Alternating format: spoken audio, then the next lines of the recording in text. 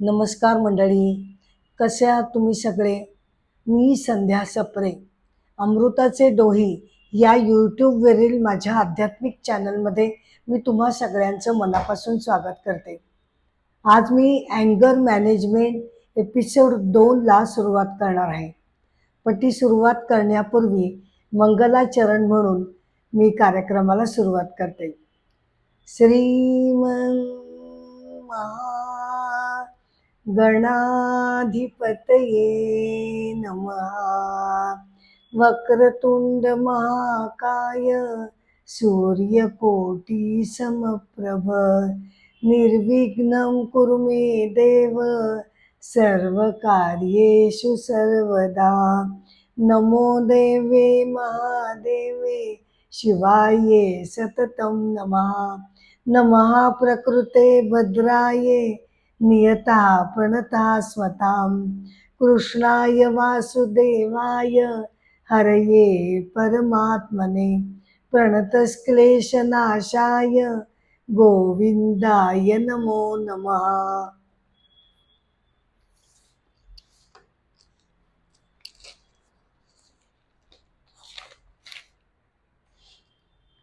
अँगर management episode 2 याला मी सुरुवात करते. राग येण्याच्या कारणांचं जर आपण ॲनालिसिस केलं तर प्रामुख्यानं राग येण्याची 3 कारणं आपल्याला दिसू शकतात. पहिलं आहे ऑफिसमधलं ॲटमॉस्फिअर, म्हणजे जसं की बॉस, कलिग्स यांच्याबरोबर मतभेद होत राहतात आणि होतच असतात. असं नाही की मी जर जॉब चेंज केला तर मग वातावरण बदलेल, तर तसं होत नाही. कारण कुठेही गेलं तरी मतभेद हे होणारच, भांडण वादविवाद थोडंफार तरी प्रत्येक ठिकाणी होणारच. बरं, आणि दुसऱ्याला मी कधीच बदलवू शकणार नाही आणि बदलवणार ते माझ्या हातात नाही बदलवणं.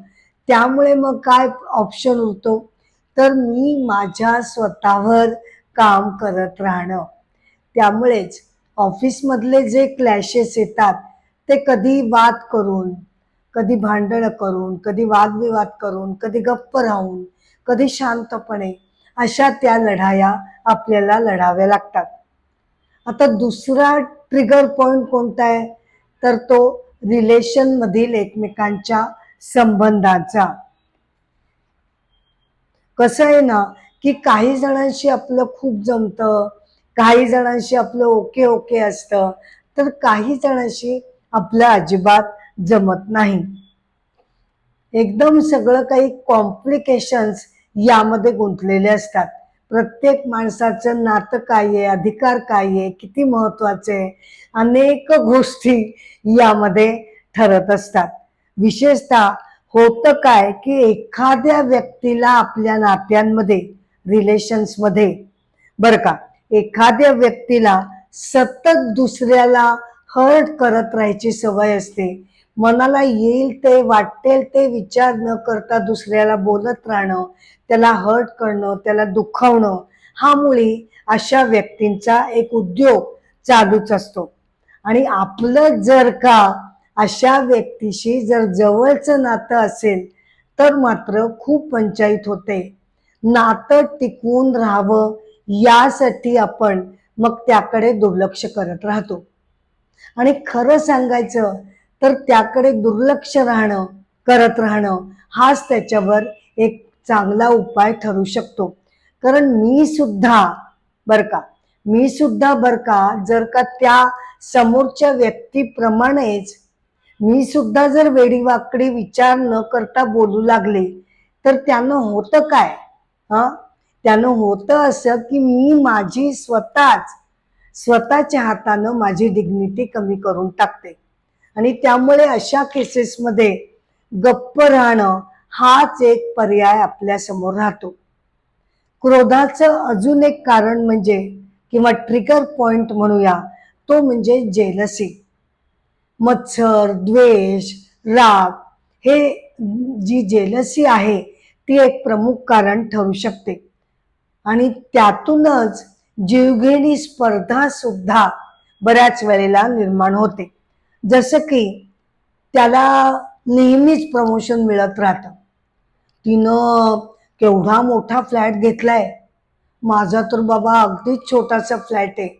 यासारखी आपण सतत आणि सतत दुसऱ्यांच्या बरोबर आपली तुलना चालू राहते. आणि तुलना केल्यानं होतं काय? नाही म्हणजे मला मान्य आहे की आपण सुद्धा वैभव प्राप्त करण्यासाठी प्रत्येकानंच प्रयत्न करायचे आहेतच. पण प्रयत्न करून जे आपल्याला मिळतं त्याचा आनंद मग मी कधी घेणार?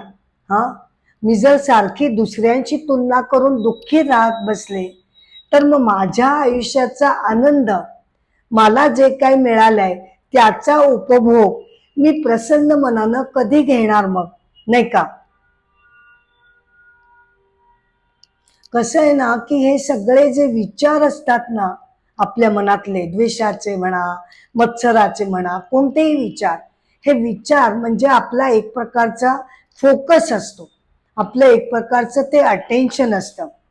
त्यामुळे विचार आपण काय करतोय याच्यावर नीट विचार करण्याची गरज निर्माण होते. माझा जो फोकस आहे तो कसा आहे, माझं अटेन्शन मी ज्या गोष्टींकडे लावते ते अटेन्शन कशा प्रकारचं आहे, ते हेल्दी आहे का, यावर आपल्याला विचार करावा लागतो. कारण मी ज्याच्यावर अटेन्शन देते, हा, मी ज्याच्यावर अटेन्शन देते तेच आणि तसंच माझ्याकडे परत येतं. मी जर क्रोधाचं, द्वेषाचं विचार करत असेल तर तशीच परिस्थिती मला एकसारखी सामोरी येत राहते आणि तसेच सगळे अनप्लेझेंट प्रसंग मला अनुभवावे लागतात. मग ह्यावर इलाज काय?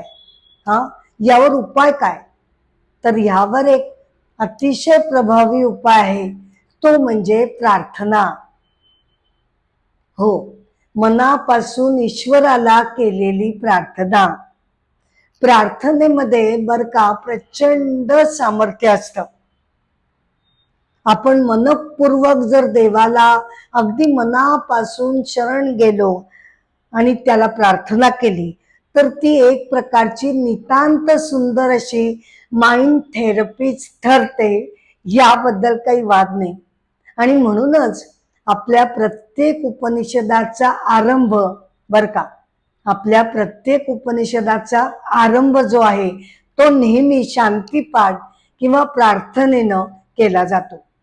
मुंडक उपनिषदामध्ये एक अतिशय सुंदर प्रार्थना आहे, ज्यामध्ये साधक असं म्हणतो की हे परमेश्वरा, आम्ही आमच्या कानांनी, आम्ही आमच्या डोळ्यांनी, आमच्या वाणीनं नेहमी सतत सतत सतत शुभच ऐकावं, बोलावं आणि पाहावं, अशी तो मनापासून नम्रतेनं परमेश्वराला विनंती करतो.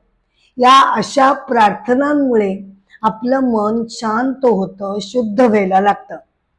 तसंच मंत्र जप साधना ही सुद्धा राग नियंत्रित करण्यासाठी खूप मोठी प्रभावी योजना ठरते बर का.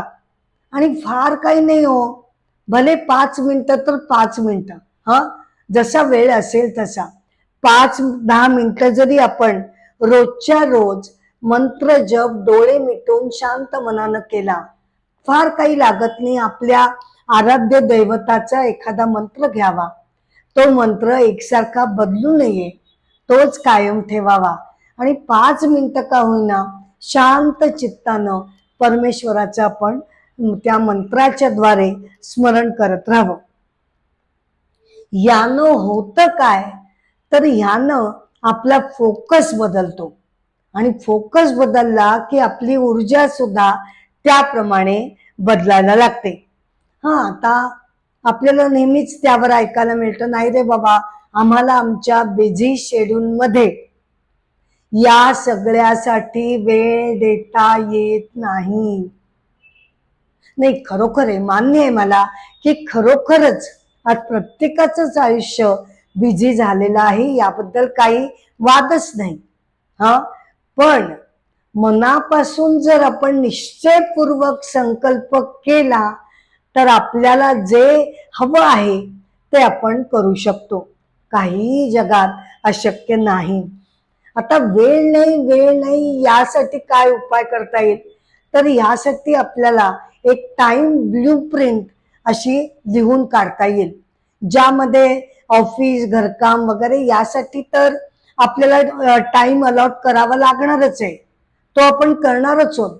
पण त्या व्यतिरिक्त सुद्धा आपण सारखं जे कंप्लेंट करत असतो ना, नाही रे बाबा मला वेळ नाही, तर ही जर टाइम ब्लूप्रिंट आपण नीट काळजीपूर्वक केली हा, तर ती टाइम ब्लूप्रिंटच आपल्याला असं सांगते, अरे बाबा 5-10 मिनिटं 10-15 मिनिटं निश्चितपणे तू मंत्र जप, साधना आणि एक्सरसाइज, फार नाही 15 मिनिटं तर तू नक्कीच काढू शकतोस, असं आपल्याला लक्षात येतं. जसं की समजा मी त्या ब्लूप्रिंट मध्ये म्हटलं, लिहिलं की बाबा 8 ते 8:05, बघा फक्त 5 मिनिटं, 8 ते 8:05 मी मंत्र जप करेन, 8:05 ते 8:15 फक्त 10 मिनिटं, म्हणजे टोटल किती मिनिटं झाली आहेत, फक्त 15 मिनिटं मी एक्सरसाइज 10 मिनिटाचा करीन, 5 मिनिटं मी मनापासून मंत्र जप करेन. आणि जर का अत्यंत निश्चयपूर्वक मी ते फॉलो केलं तर माझ्याच लक्षात यायला लागतं की आपण वेळ नाही असे एक्सक्युजेस देत राहतो, पण खरं तसं नसतं. खूप वेळ नाही काढता येणार हे मान्य, पण 5-10 मिनिटं जर आपण आपल्या मनाला सवय लावली तर निश्चितपणे या गोष्टी आपल्याकडनं घडू शकतात. आणि अ डिसिप्लिन लाईफ, बर का, आणि डिसिप्लिन लाईफ डज वंडर्स, हो की नाही. त्यामुळेच so let's uncomplicate our life, let's control our words, let's control our अँगर. अशा सगळ्यांना शुभेच्छा देऊन अँगर मॅनेजमेंट एपिसोड 2 मी इथे समाप्त करते. हा एपिसोड जरी मी इथे थांबवत असले तरी सुद्धा अनेक विषयांवरचे अनेक एपिसोड घेऊन मी तुमच्या भेटीला येतच राहणार आहे.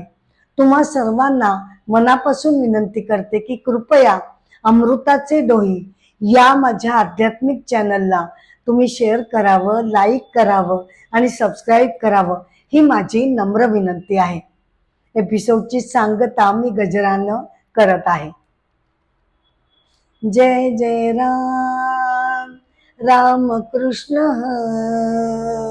हरी, जय जय राम, राम कृष्ण हरी, राजा राम कृष्ण हरी, राजा राम कृष्ण हरी हरी, जय जय राम, राम कृष्ण हरी हरी.